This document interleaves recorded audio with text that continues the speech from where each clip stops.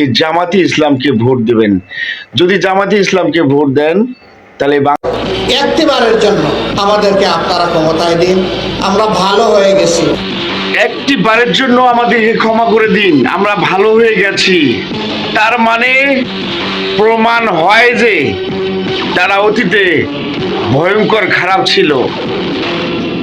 16ই ডিসেম্বরে প্রমাণ করে দেয় কে রাজাকার ছিল আর কে কারা বাংলাদেশ দেশপ্রেমিক ছিল।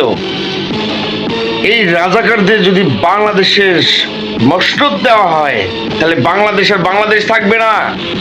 হে বাংলাদেশের সাধারণ জনগণ, ভাই ও বোনেরা, একবার ভাবুন, যে দেশের জন্য হাজারো মানুষ জীবন দিয়েছে তাদের কি এই দেশে ক্ষমতায় রাখতে চান বা তাদের কথায় আপনারা চলতে চান?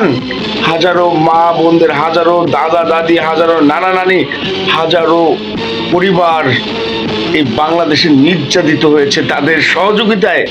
তাদেরকে কিভাবে বাংলাদেশে আপনারা দেখতে চান? আমি একটা বার্তাই দিয়ে যেতে চাই, যদি দেশকে বাঁচাইতে চান তাহলে বাংলাদেশ জাতীয়তাবাদী দল বিএনপিতে সমর্থন করুন। যদি বাংলাদেশটাকে পাকিস্তান বানাইতে না চান, যুদ্ধের পরিস্থিতি, যুদ্ধক্ষেত্র না বানাইতে চান, তাহলে বিএনপিতে সমর্থন করুন।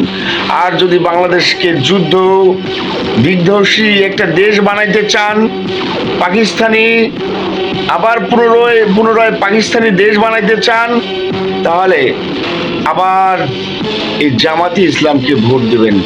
যদি জামাতি ইসলামকে ভোট দেন তাহলে বাংলাদেশ পাকিস্তানি পরিণত হবে, বাংলাদেশের প্রত্যেকটা ক্ষেত্র চেঞ্জ হয়ে যাবে।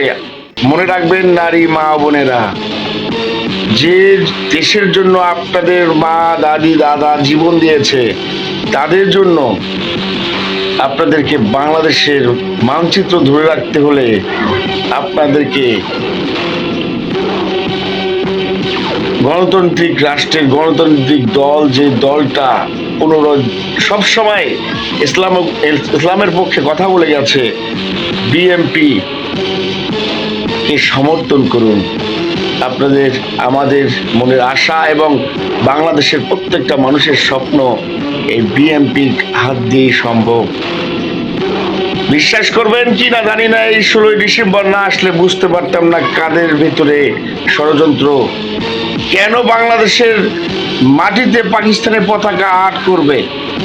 কেন গোলাম আজম এবং নিজামীকে বাংলাদেশের সূর্য সন্তান বলবে?